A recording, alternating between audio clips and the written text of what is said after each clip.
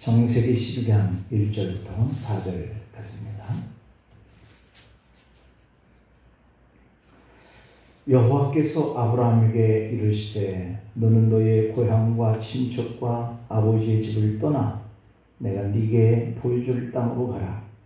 내가 너로 큰 민족을 이루고 네게 복을 주어 네 이름을 창대하게 하리니 너는 복이 될지라. 너를 축복하는 자에게는 내가 복을 내리고 너를 저주하는 자에게는 내가 저주하리니 땅의 모든 족속이 너로 말미암아 복을 얻을 것이다 하시니라. 이에 아브라함이 여호와의 말씀을 따라 갔고 롯도 그와 함께 갔으며 아브라함이 하란을 떠날 때에 75세였더라. 아멘.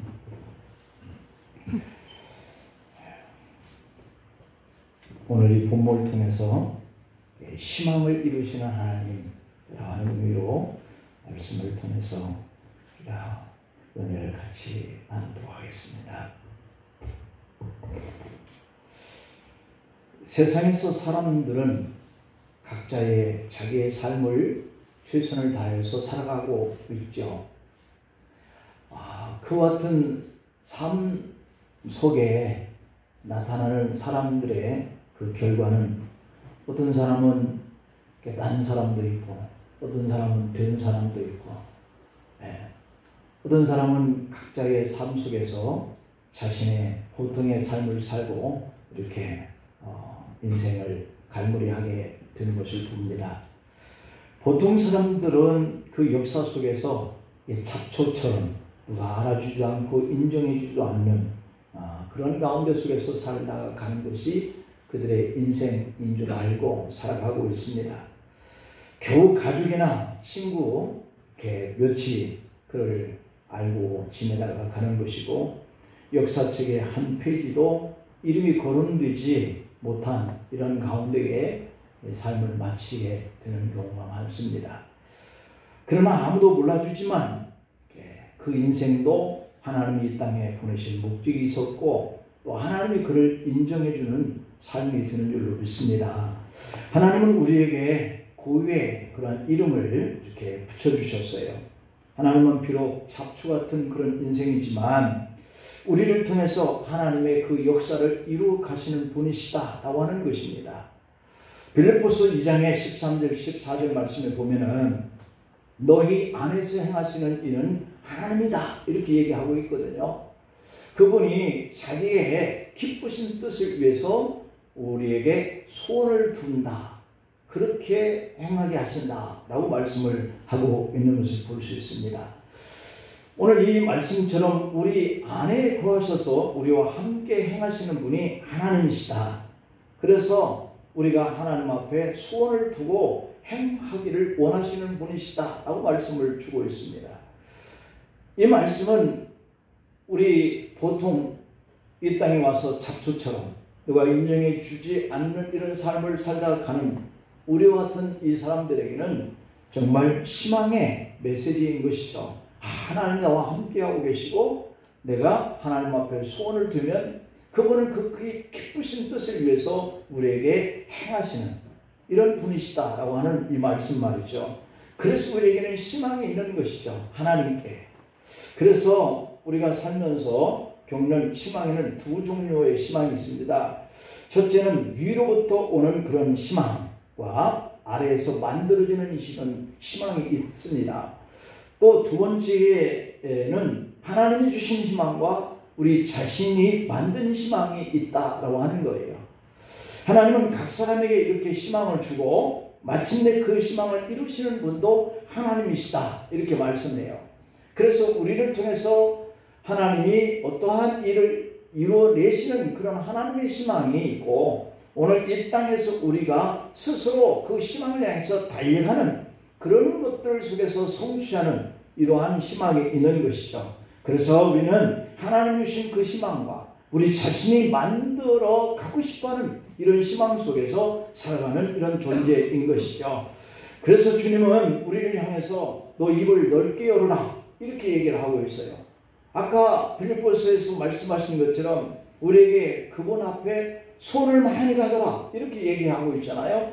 무슨 소원을 아르든지 내가 그대로 다 행하도록 해줄게. 이와 같은 희망을 하나님께서 우리에게 주셨단 말이에요. 그래서 우리는 그 희망을 가지고 하나님 앞에 자꾸 입을 여는 거예요. 더 크게 열고, 우리가 이룰 수 없는 것 같은 것이라 할지라도 하나님이 이루게 하시면 이룰 수 있다는 이런 희망을 자꾸 하나님 앞에 입을 열어라, 이렇게 얘기하고 있죠. 그래서 내가 채운다. 그러므로 꿈을 크게 가지라고 말씀하고 있습니다. 왜냐하면 사람에게는 이 꿈과 희망이 사라지면 내 개인도, 가정도, 사업도, 그리고 이 국가도 쇠락해지고 마는 거예요. 아무런 희망이 없는 국가가, 아무런 희망이 없는 가족들이 무엇을 이뤄낼 수가 있겠습니까? 그래서 희망을 가져야 하는 거죠. 꿈을 가져야 하는 거죠. 하나님의 약속을 붙들고 나가는 거죠. 하나님의 말씀하신 바가 나를 통해서 시행될 수 있도록 우리가 그분과 이렇게 관계를 하면서 자라가는 것이죠. 옛날 고대 그리스에는 이 죄수들에게 내리는 형벌의 법칙이 있는데 그들의 꿈과 그리고 그들의 희망을 앗아가버리는 그런 형벌이 있다는 겁니다. 어떻게 하면 저 사람에게 있는 그 꿈과 희망을 없애버릴까 하는 것이 이 형벌을 주는 이 그리스의 입장 속에서 정한 그런 형벌이 있어요. 죄수에게 물통 2개를 갖다 놓고 하루 종일 한 통에 있는 물을 갖다 부은 다음에 그 통의 물을 빈통에 붓고 그 빈통의 물을 또 다시 빈통에 있는 물에다 붓고 있는 물을 빈통에 붓고 빈통을 채우는 그러한 이 행동을 계속 하루 종일 옮기는 이런 일을 반복하게 만든다는 거예요. 그래서 1년 365일 동안 이 형벌을 그들에게 주어진다라고 하는 겁니다. 같은 일을 반복하는 것만큼 희망이 없고 꿈이 상실되어지는 일이 없는 거거든요. 그래서 우리는 뭔가 새로운 일을 해보려고 이렇게 노력을 하고 그 꿈을 이룰 수 있도록 하나님 앞에 나와서 기대감을 가지고 돕기를 기도하고 이렇게 하는 것이죠. 그래야 우리 성도들이 살아갈 희망이 생기는 거거든요. 어제까지 되지 아니했던 일도 오늘 기도하면서 내일 그 일을 이루어 주시기를 바라는 이런 희망을 가지고 산다고 하는 것은 우리가 훨씬 저 밖에 있는 사람들보다 우리가 세상을 이렇게 살아갈 그런 용기가 더 생기는 것이죠.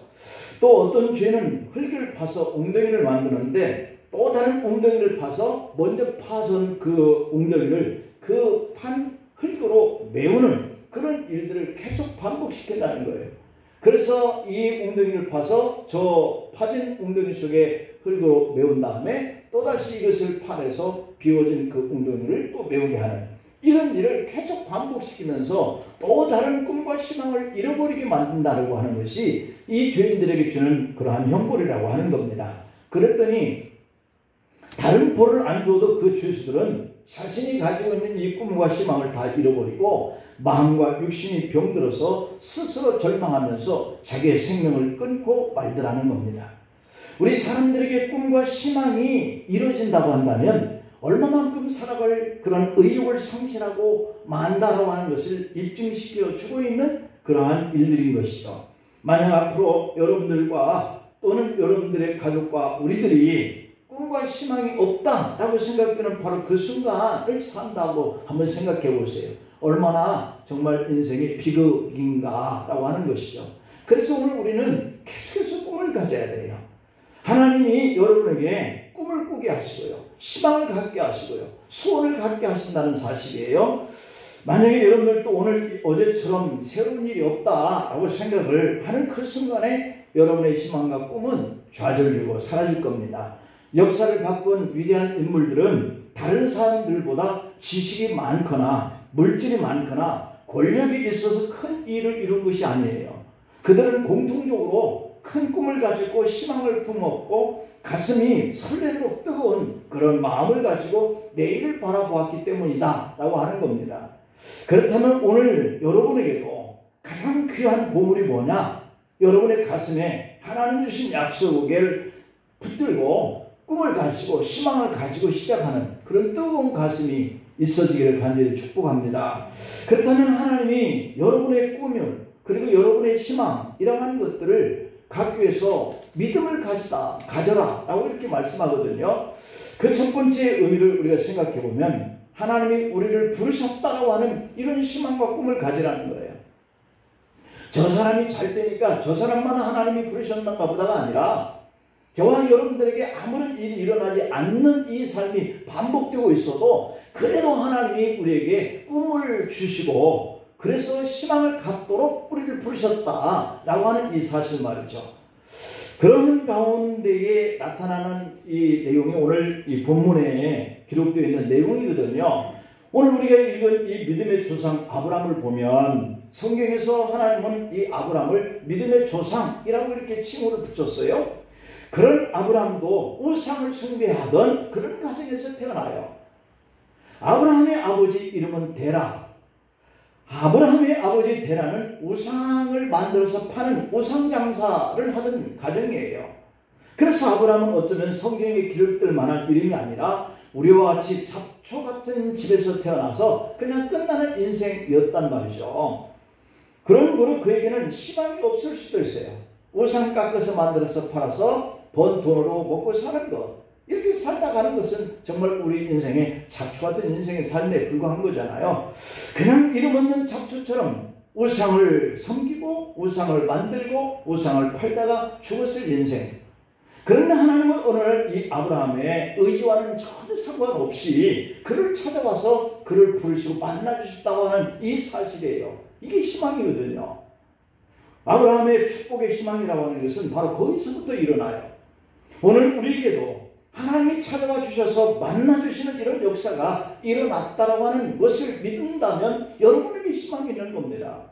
비록 아무도 알아주지 않던 잡초 같은 인생, 잡초 같은 그런 가정에서 태어났지만 우리의 의지와는 상관없이 하나님이 우리에게 찾아오셔서 이 구원받게 된 아들과 딸로 살아가게 했다라고 하는 것은 희망인 거예요. 아무 희망 없는 가문에서 태어났는데 그랬을지라도 하나님이 나를 만나주시다고 하는 이것은 대단한 거예요. 대단한 거예요. 이게 바로 희망인 거죠. 이게 바로 축복인 거죠.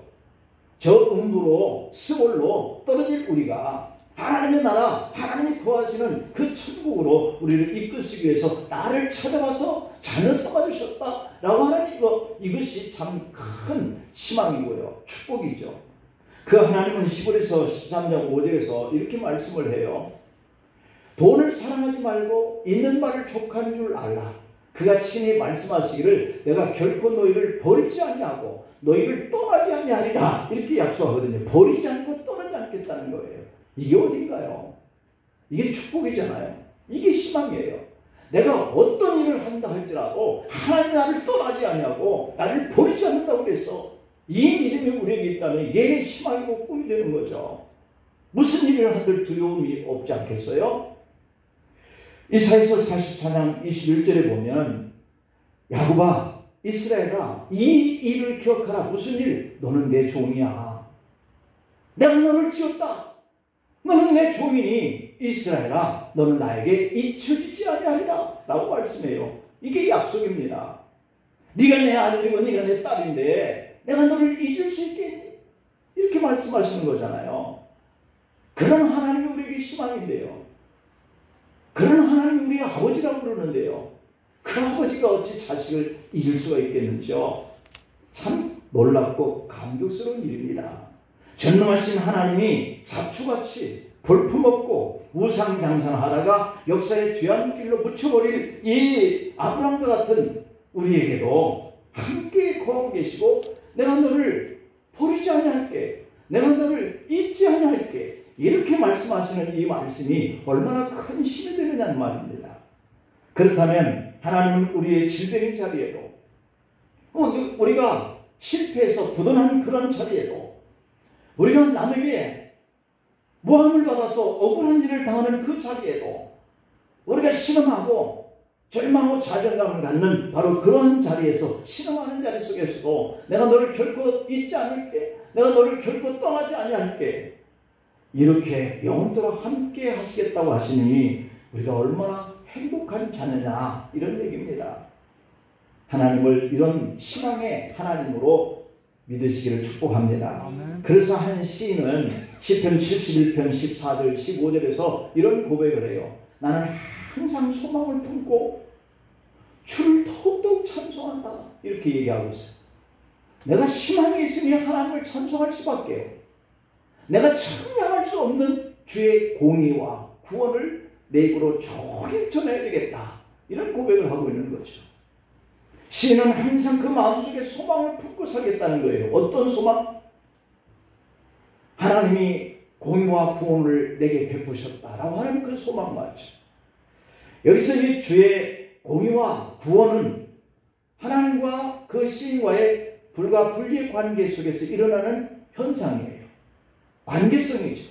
하나님과 저와 여러분들의 관계성. 주의 공의라고 하는 이 말은 하나님이 당신의 자녀들을 약속하신 대로 보호하거나 구원하실 때 드러내는 그런 신실함을 말하고 있어요. 그 하나님이 어느 날 아브라함에게 찾아오셔서 희망의 축복을 약속으로 줍니다.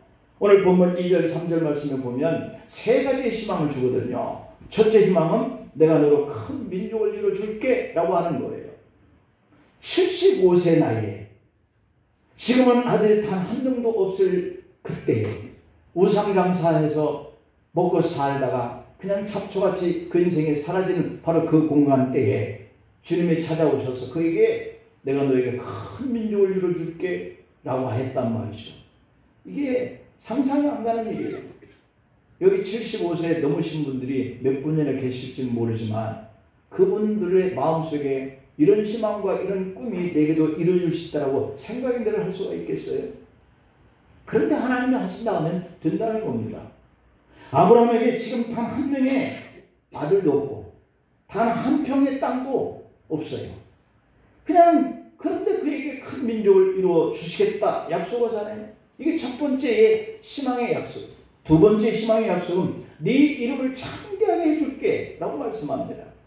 아브라함은 우상을 섬기는 이름 없는 잡초 같은 사람, 보통의 사람인데요. 그런데 어떻게 그 이름을 창대하게 그냥 계속해서 사람들을 입에 오르내릴 수 있도록 해주시겠다고 이렇게 약속을 한단 말이에요. 기억해주겠다는 거예요. 이름을. 여러분 우리가 세상을 떠난 이후에도 조상 대대로 후손 대대로 이렇게 그 이름은 떠올리면서 자랑거리 삼는 이름이 된다면 얼마나 축복의 사람이겠어요. 그리고 세 번째 희망은 아브라함을 복의 근원이 되게 해줄게 그런단 말이에요. 복의 근원이 되게 해줄게.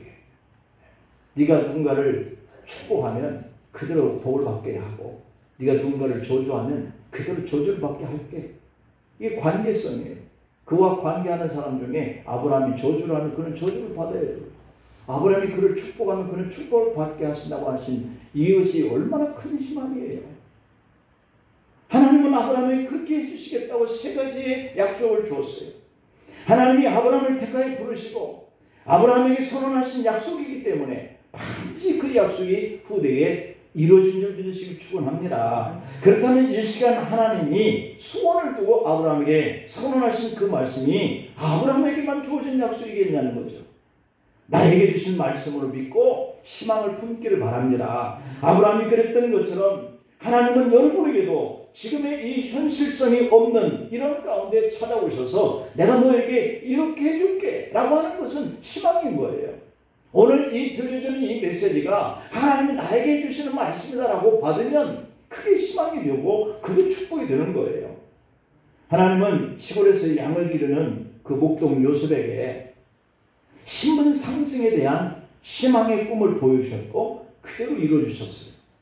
목동인 다윗에게 하나님이 찾아오셔서 너에게 이스라엘 왕이 되게 할게 라고 희망을 심어줬어요. 그런데 그 희망대로 되었어요. 살인하고 도망가 장인 집에서 처가살이하던 모세에게 하나님이 찾아오셨어요.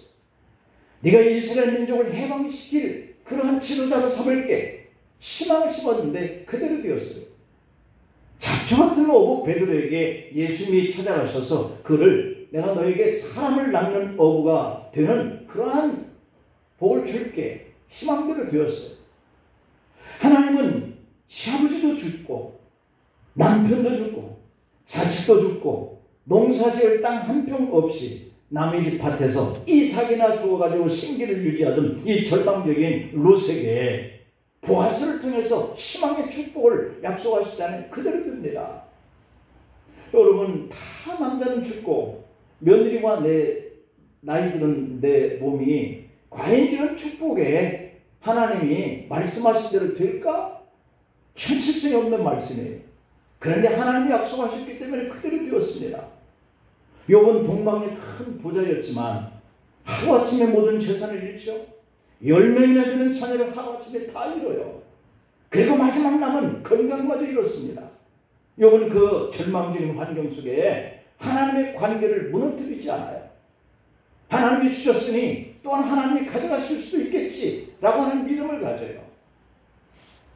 그 하나님이 욥에게 찾아오셔서 그 믿음을 보고 내가 그 너의 믿음을 의롭게 여길게 라고 하시더니 말이죠. 그대로 10명의 자녀를 또다시 주고 물질을 그보다 값줄로 주고 그의 이름을 성경에 기록되어서 영원토록 그 믿음을 이렇게 영광스럽게 만들어 주셨잖아요. 재산을 다 잃을 때, 자녀를 다 잃을 때, 자신의 몸이 병들어서 죽게 될 때 무슨 희망이 있었겠어요? 그런데 하나님이 하신다고 하시니까 그게 되는 거예요. 바꿔지는 거예요. 변화가 되는 거예요. 여러분, 내가 나이가 많고 아무것도 가진 거 없어도 하나님이 나에게 이런 약속을 주셨다면 우리에게 희망이고 그것이 바로 축복인 거예요. 그대로 되는 날이 올 테니까.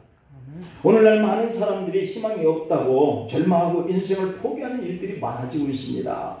가난한 이 삶이 대물림이 이루어지고 있고 그것이 악순환으로 깊어지고 있다고 탄식하고 있습니다. 이제는 노력해도 가난에서 탈출할 수 없다고 좌절감이 지배하는 이런 사회 속에서 우리가 살고 있습니다. 과거에는 그래도 교육이 희망의 사닥다리가 되었는데 이제는 교육도 희망의 사닥다리가 될 수 없다라고 이 2030 시대가 절망하고 있습니다. 여러분, 우리나라의 성인 70%가 인생은 수저 색깔이 결정한다라고 믿고 있다고 그래요. 통계가. 20대, 30대들은 아무리 이제는 노력해도 안 된다라고 박탈감과 좌절감을 가지고 살고 있다고 그래요. 그래서 젊은이들이 결혼도 포기합니다. 애 낳는 출산도 포기합니다. 내 집 마련의 꿈도 포기하고 직장을 잡는 일도 포기하고 인간관계도 포기하고 단절하면서 삽니다. 여러분, 아브라함의 때나 지금이나 사람들이 살고 있는 이 사회는 이렇게 희망도 절망도 항상 공존하고 있다고 하는 점이에요. 그러나 중요한 것은 내가 절망적인 이 인생으로 주저앉아 버릴 것인지 아니면 하나님이 내가 너와 함께 할게. 너 절망하지 마. 내가 너를 잊지 아니할게. 네가 나에게 무슨 소원을 주고 기도할지라도 내가 다 그대로 해줄게 라고 하는 말씀이 내가 믿어지기 시작한다면 그 사람은 그대로 될 줄로 믿습니다. 믿어지느냐는 얘기예요. 그 말씀이 내게 희망이 되는 그런 꿈이 되는 그런 축복의 말씀이 와서 각인되느냐 이 말이에요. 그냥 그 사람이 한 말이겠지라고 하는 사람은 이 복을 받을 수가 없죠. 자기 스스로 상황과 조건에 방법에 맞춰 가는 그 길에는 결코 희망이 보이지 않아요. 그러나 하나님이 우리에게 약속하신 말씀이잖아요. 이 약속은 성경 속에 기록되는 많은 인물들이 받고 그것을 붙들고 희망을 그대로 이루게 되어지는 이러한 역사들이 일어난 이 기록들이 성경의 말씀이잖아요.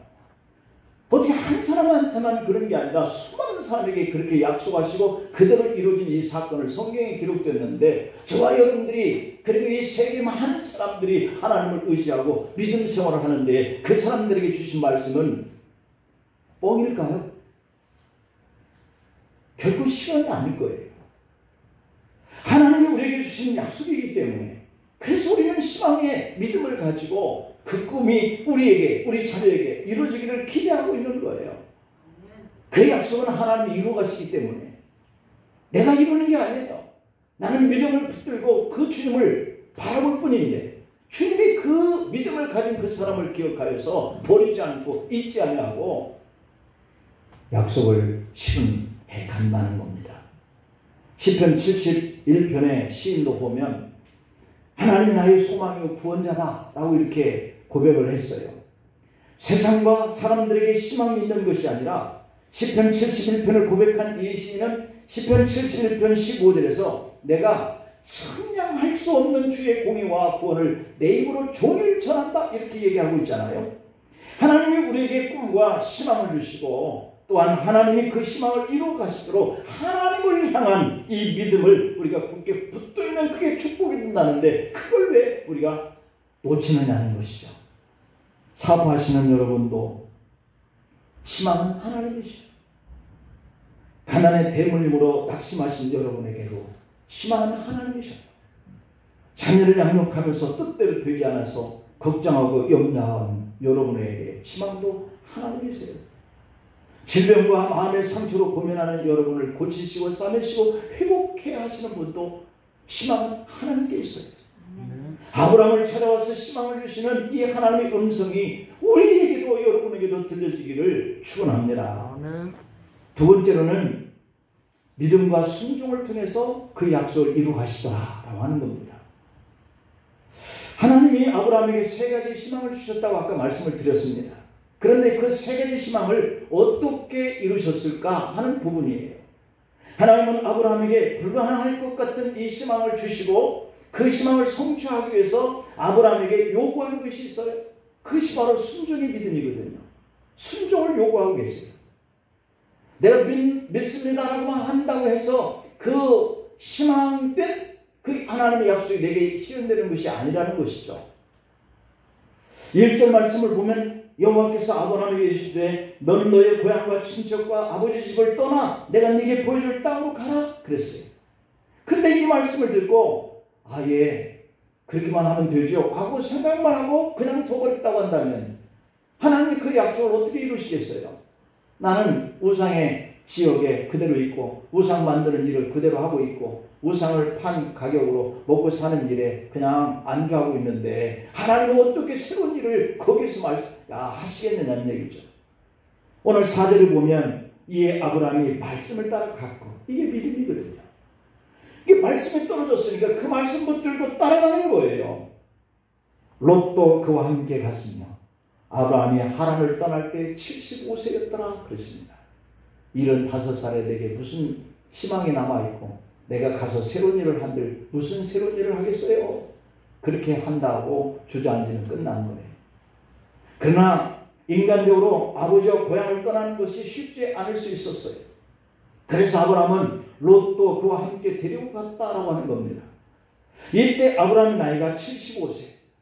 이때 아브라함은 하나님의 말씀에 반만 순종해요. 반만. 여러분 하나님의 말씀이 내게 들어야 할 것과 내가 들으면 손해볼 것 같은 그것을 붙들고 저울질하면 안 돼요. 그냥 반만 순종하면 안 된다는 거예요.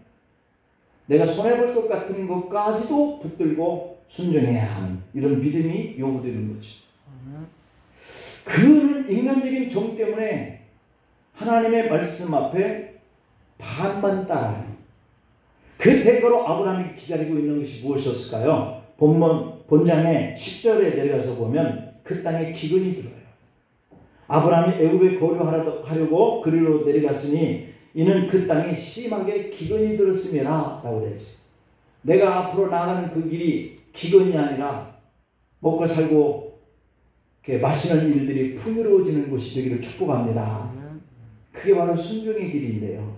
반만 순종한 그 결과 가는 그 길에 기근이 기다리고 있었다. 우리가요 어떤 일에 있어서요 고난을 겪지 않고 뛰어넘을 수도 있는데 그 고난을 통과해야만 갈 수 있는 그런 때가 우리 인생 앞에 많이 있는 것을 우리가 경험하고 있어요. 말씀대로 다 순종하지 못한 이 아브라함이 가는 그 길에 감당하기 어려운 기근이 기다리고 있어서 애굽으로 내려가게 되었다라고 되어 있어요. 그런데 이 애굽 땅은 하나님이 약속한 땅이 아니에요. 하나님이 지시하시는 땅은 가나안이에요. 그런데 거기에 기근이 들었으니 먹고 사는 것 때문에 애굽까지 내려가게 되는 거죠.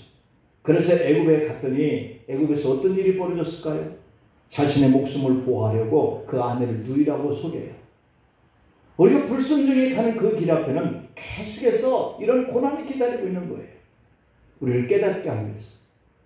하나님은 본문 2절의 말씀처럼 아브라함을 메시아 예수 그리스도의 조상이 되게 해서 복의 근원으로 삼겠다 이렇게 약속을 했는데 그런데 이 아브라함이 그 약속에 불순종함으로 바로의 씨가 아내의 몸속에 태어날 위기에까지 처하는 이런 행동을 하게 해요. 아브라함의 불순종으로 하나님이 아브라함을 통해서 이루실 이 축복의 약속, 그 희망이 사라질 그 위기가 당한 거예요. 그 순간에. 그런데 그때 하나님이 어떻게 하셨을까요? 하나님이 그를 책임진다고 그랬잖아요. 그의 고난, 이것은 그의 불순종 때문에 생긴 것이지만 그래도 하나님은 그를 보호하시겠다고 하셨으니 17절에 보니까 바로에게 재앙을 내렸다 그렇게 기록되어 있습니다. 그렇다면 조카 롯을 데리고 함께 온 결과는 어떨까요? 13장을 가서 보면 그들의 소유를 내서 서로 다투게 되었어요. 싸우게 되었더라 그랬어요. 결국 롯과 아브라함은 재산이 많이 생기기는 했지만 그것 때문에 싸움이 일어나요. 복은 받았지만 객지에 와서 가족과 다툼을 하게 되었다라고 하는 사실이에요. 이때 하나님 아브라함이 말씀합니다. 창세기 23장 14절 15절의 말씀에 보면은 롯이 아브라함을 떠난 후에 여호와께서 아브라함에게 이르시되 너는 눈을 들어서 너 있는 곳에서 북쪽과 남쪽 그리고 동쪽과 서쪽을 바라봐라 이렇게 얘기를 해요. 보이는 땅을 내가 너와 네 자손에게 주리라 영원히 이루리라 이렇게 합니다. 사람이 눈으로 보면 롯이 선택하여서 떠나간 땅에 비교하면 척박한 땅에 불과한 곳에 아브라함이 남았어요. 그러나 하나님은 드디어 혼자가 된 이 아브라함에게 처음에 아브라함에게 너는 너의 집과 친척과 모든 것을 버리고 떠나라 그랬을 때 다 떠나고 자기가 혼자 왔으면 이렇게 가나안 땅에서 기근도 안 만났을 것이고 많은 소유가 생겼다 하지만 애국까지 내려가는 과정 속에서 이 롯과 다툼도 일어나지 않았을 것이고 그런데 이것이 일어났단 말이죠. 그런데 이제 드디어 롯은 아브라함의 곁을 떠나고 처음 하나님이 말씀으로 선포했던 그 환경이 아브라함에게 주어진 거예요. 하나님이 약속하신 그 복을 주시겠다고 다시 한번 선언합니다. 이렇게 선언하신 하나님 뜻이 무엇인가? 그동안 불순종으로 기근을 만났고 아내를 빼앗길 뻔했고 또한 이렇게 롯과 다툼이 일어났던 이런 일들, 하나님은 그 믿음을 통해서 우리에게 약속하신 이 축복이 내가 만난 시련과 이 현실감이 떨어져도 하나님이 이루실 것을 희망으로 붙잡고 온전하게 우리가 순종해가는 이 믿음, 여기에 우리의 생사의 결과가 달려있다는 겁니다. 그런데 아브라함이 그 믿음이 여전히 온전하지 못합니다. 그로부터 10년이 지나서 아브라함 나이가 85세가 되는데요. 그때까지도 아내에게는 아무런 소식이 없어요. 그래서 아브라함이 이번에는 어떻게 행동합니까? 창세기 16장 3절에 보면 이 하갈을 첩으로 얻어서 이스마엘을 얻어요. 역시 아브라함은 하나님의 약속대로 될 것을 희망하면서도 인내하면서 기다리지 못하고 인간적인 방법을 동원했다는 겁니다. 이게 우리의 모습이에요. 믿음의 생활을 하지만 세상적인 방법과 경험과 지식을 같이 동원시켜서 우리가 믿을 것만 믿고 내가 할 건 내가 하고 하는 이런 우리가 그런 방편을 선택할 때가 많죠. 그것을 하나님은 보십니다. 그러더니 하나님이 아브라함에게 13년 동안 침묵하셨어요. 나타나지 않아요. 아브라함이 99세가 되었을 때 하나님은 아브라함에게 다시 와요. 13년이 걸렸어요. 창세기 17장 16절을 보면 사라를 통해서 아들을 주실 것이다. 다시 한번 약속합니다. 그때 아브라함이 어떻게 했을까요? 창세기 17장 17절에 보면 아브라함이 믿지 못했다라고 되어 있습니다. 그러나 하나님이 약속하셨기 때문에 하나님은 그 약속을 이루셔요. 창세기 21장 2절에 보면 하나님이 아브라함이 약속하신 그 희망의 자녀를 시기가 되어서 아들을 낳았다라고 되어 있습니다. 우리는 비록 인간적인 방법을 동원하여서 하나님을 실망을 시킬지라도 하나님은 우리에게 약속하신 그 약속을 하나하나 진행해 가시고 이루시는 것을 발견해요. 그래서 말씀합니다. 전적으로 하나님을 믿고 순종하라고. 이런 어려운 패단한 그런 일들을 우리가 경험하지 않아도 되는 그것을 경험하는 거기에서 우리가 하나님의 말씀에 순종하는 믿음, 이것이 바로 그러한 어려움을 겪지 않는 비결이라는 것이죠. 창세기 22장 2절에 보면 여호와께서 이르시되 네 아들 네 사랑하는 독자 이삭을 데리고 모리아 땅으로 가서 내가 네게 일러준 항상 거기 가서 그를 번제로 드리라 그럽니다. 차라리 주시지나 말이지 25년을 기다려서 겨우 얻은 이 아들 이삭을 고작 청년의 시기 때에 그때도 지나지 않았는데 번제로 드리라니. 이것만큼은 절대로 순종하기 어려운 명령이잖아요. 여러분, 내가 지시할 곳으로 가라 다 버리고 그랬는데 롯을 데리고 가거나 결국은 뭐 자기의 의지와 모든 방법 이것 때문에 하나님 말씀을 100% 순종하지 못해서 겪었던 많은 어려움이 있었던 이 아브라함이 아들을 25년 기다리고 난 다음에 청년 20대에 그 아들을 번제로 드리라고 하니까 불로 태워서 연기로 하나님께 드리라고 하는 이 제사법이 바로 번제거든요. 그런데요, 그런 명령이 떨어졌는데 놀라운 일이 일어납니다.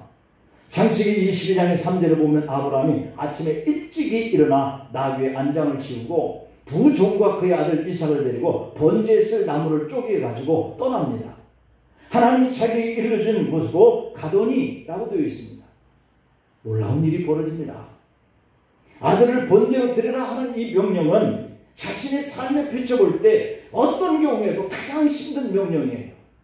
아브라함이 그런데도 묵묵하게 이제는 순종해요. 이보다 더 어려운 명령이 내려져 본 적도 없었는데 그렇게 어려운 명령을 듣고 순종하네요. 왜 그랬을까요? 이게 바로 자신이 경험한 하나님과의 관계에서 경험한 일 때문에 그래요. 아브라함이 이제는 하나님을 알게 된 거예요. 하나님의 말씀에 순종만 하면 된다 라고 하는 것을 깨닫게 된 거예요. 여러분, 우리가 하나님을 알 때 하나님의 말씀대로만 하면 된다, 이와 같은 믿음을 여러분들이 경험하고 깨달아야 돼요. 아멘. 그러면 고난을 겪지 않아도 된다는 것입니다. 이것이 바로 복의 근원, 믿음의 조상이 된 아브라함의 믿음입니다.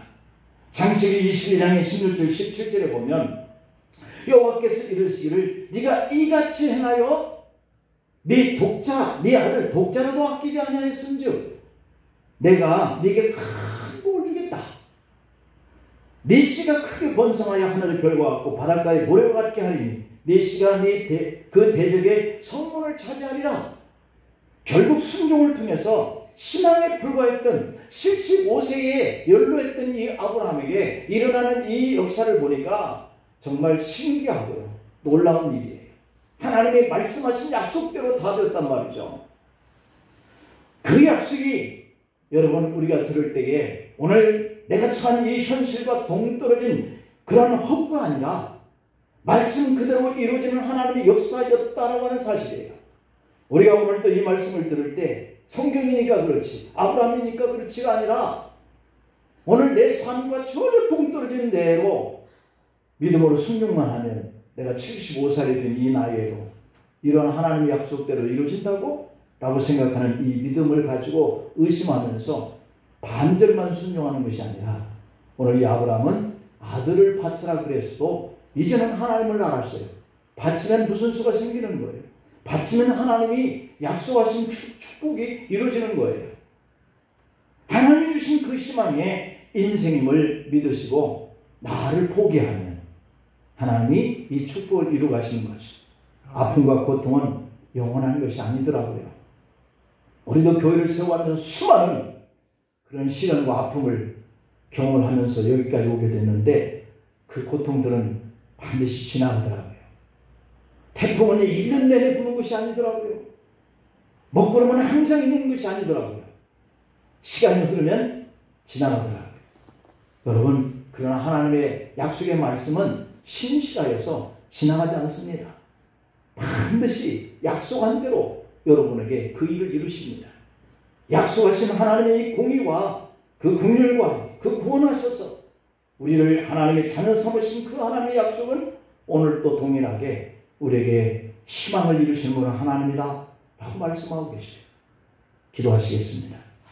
아버지 하나님, 우리에게 오늘 또 말씀하시고 그 말씀하신 것을 믿고 순종하는 자에게 그것을 꿈을 가지고 희망을 품는 자에게 반드시 이루실 것이기에 믿음으로 순종하라, 인내하면서 순종하라.